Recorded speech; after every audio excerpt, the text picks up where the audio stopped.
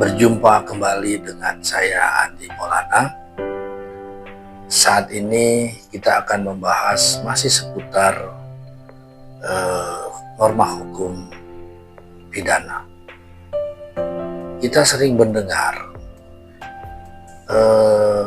kitab undang-undang hukum pidana, dan kita juga sering mendengar kitab undang-undang hukum acara pidana.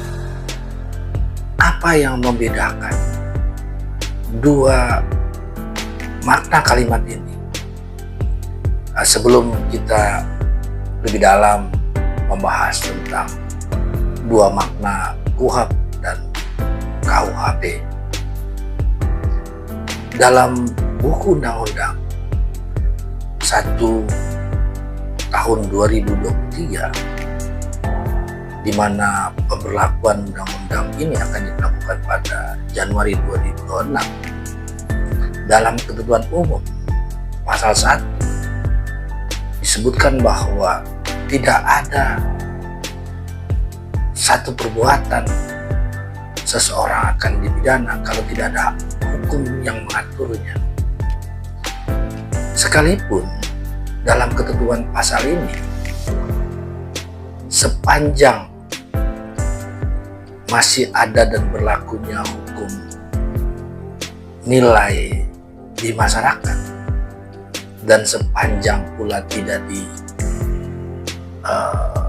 berada dalam konstitusi negara Indonesia, yaitu Undang-Undang Dasar 1945 dan Pancasila, maka ketentuan mengenai seseorang jika melakukan tindak pidana dan tidak ada hukum yang mengaturnya, itu lebih lanjut akan diatur dalam peraturan pemerintah.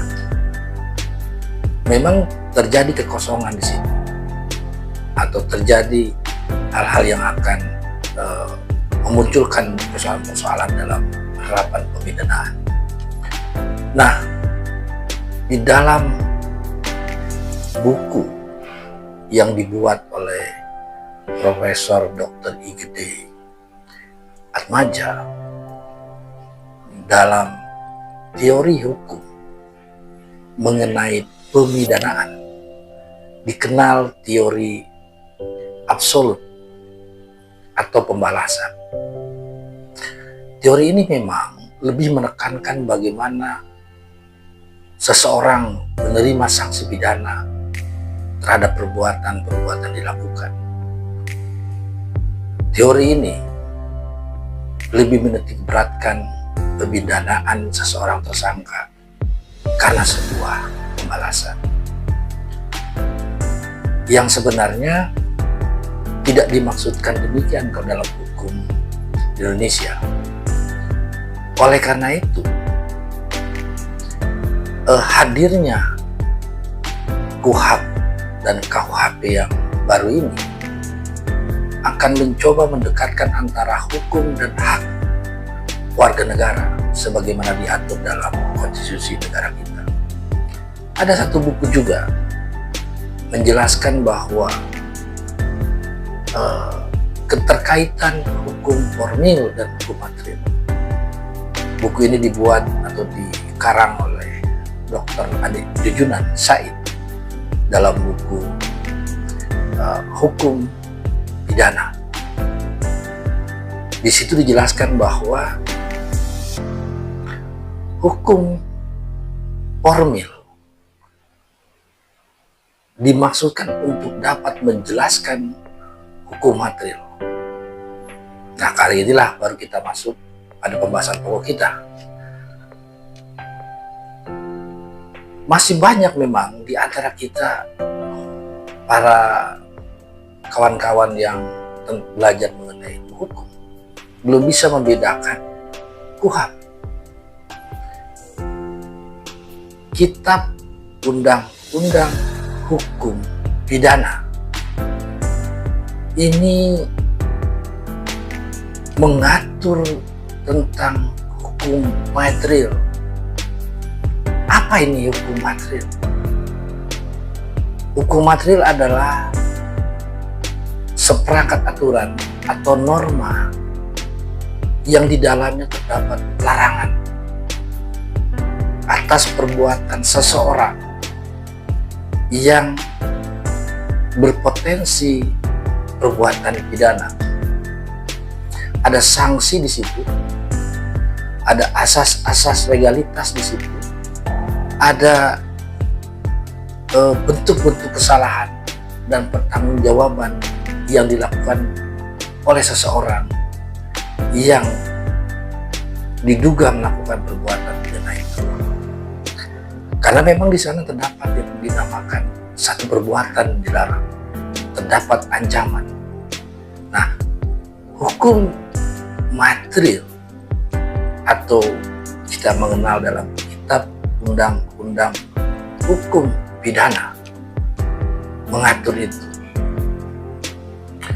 Sementara kitab undang-undang hukum acara pidana, nah di sini ada dua hal yang membedakan hukum pidana dan hukum acara pidana. Kitab undang-undang hukum acara pidana ini mengedepankan persoalan hukum formilnya, di mana secara prinsip hukum formil akan lebih menjelaskan bagaimana seseorang itu melakukan tindak perbuatan pidana sehingga menerima sanksi dari perbuatannya.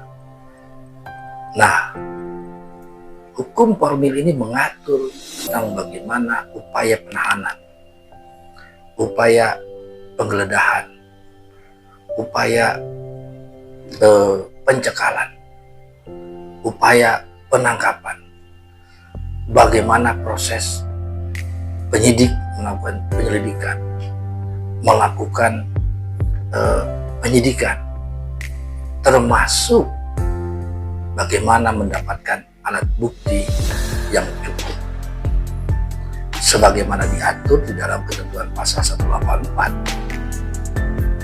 Alat bukti mesti cukup, setidak-tidaknya 2 alat bukti yang mampu menguatkan terjadinya peristiwa itu.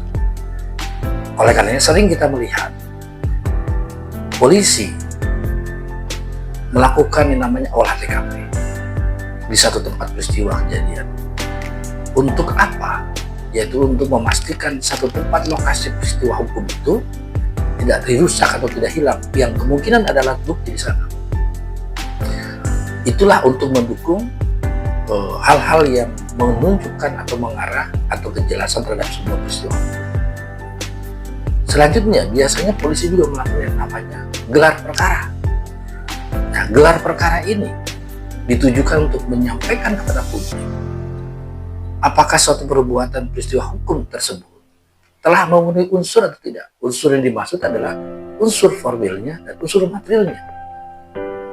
Materialnya telah terjadi perbuatan satu pasal pidana dengan sanksinya, dan formilnya adalah berkaitan dengan alat bukti, keterangan saksi, satu peristiwa yang menjelaskan tentang satu peristiwa hukum itu. Ketika terpenuhi setidak-tidaknya 2 alat bukti cukup, maka penyidik dalam hal kepolisian akan menetapkan status peristiwa hukum sebagai seseorang yang dinyatakan tersangka dan dinyatakan memenuhi unsur-unsur perbuatan formil dan material. Kita ambil contoh dalam satu Undang-Undang 7 2017, yaitu tentang pemilihan umum. Kita sering mendengar di pasal 533 misalnya, yang berkaitan dengan seseorang yang dengan sengaja melakukan tindak perbuatan mempengaruhi pemilih dalam suatu pemilihan yang berakibat